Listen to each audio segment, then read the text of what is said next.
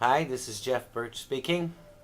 I'm sitting here with a dear friend of the family, Fred Calhoun, who, as far as I know in my mind and my life, has been a very big figure and a very close friend of my father's.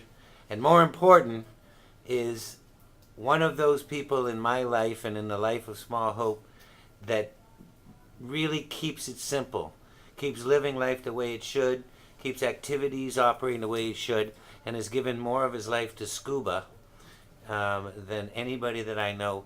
And in the memory of my father, I'm very fortunate to be sitting here with Fred. And this is part one of three. I don't want to say the old days, but the beginning. There you go, Fred. Well, in the old days, I started scuba diving when I was 19. And we used the equipment that we made ourselves. We purchased regulators because none of us knew how to make one, and it took three of us to buy one. And so we shared it. And scuba tanks were rescued CO2 bottles, fire extinguisher bottles, and the harnesses were built from war surplus webbing. And being kids in Boston, we were able to figure out how to do all of that sort of stuff and make it fit and work. I started teaching scuba at the Army-Navy pool where I taught Navy personnel for about 15 years. I taught a lot of Navy divers who used the harbor. Their ships would come in for fleet rehabilitation and maintenance, and they'd be here for at least 3 months, sometimes longer. And because they needed something to keep them busy so they would stay out of jail, they sent them over to me, and we taught them scuba diving, and it turns out it went on their record, and I ended up training close to 1,500 Navy divers. Began diving in the Swingles Quarry south of Boston, which was a popular place to go. The water was incredibly cold, and it was incredibly cold all year round. And so when we made a deep dive, you could only stay there a few minutes before the temperature of the water simply drove you out of the place.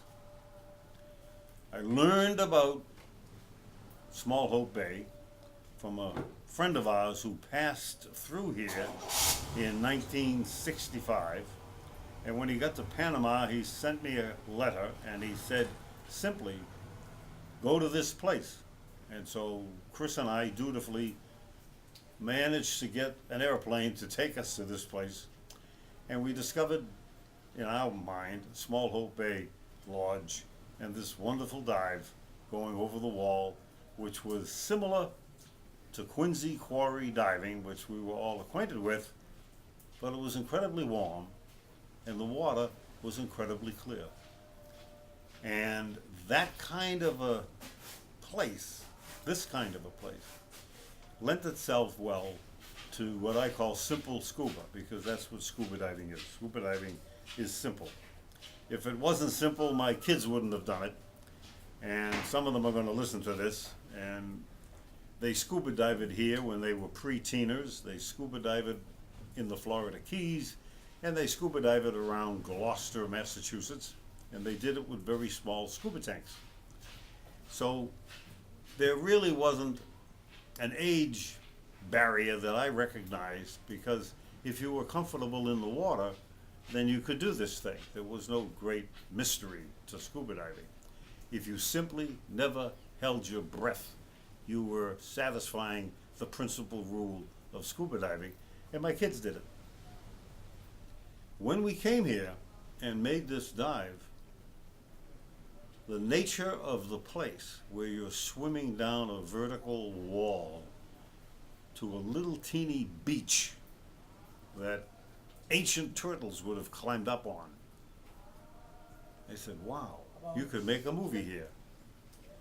And so we engineered to do that.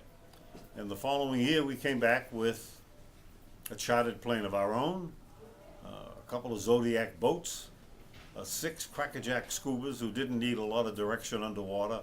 They just needed pictures of what we were going to do. And in 6 days, we shot a movie that, and I'm not bragging, but it won a Cine Award. And the Cine Award is from the Conference for International Non-Theatrical Events, and it represented the United States in international film festivals for an entire year, along with a lot of other films also. And it was the second film that I sold. I made 2 movies that I sold, and that trapped me into being a filmmaker for the rest of my life, because I imagined one day I would be in Hollywood, and I don't even know where Hollywood is.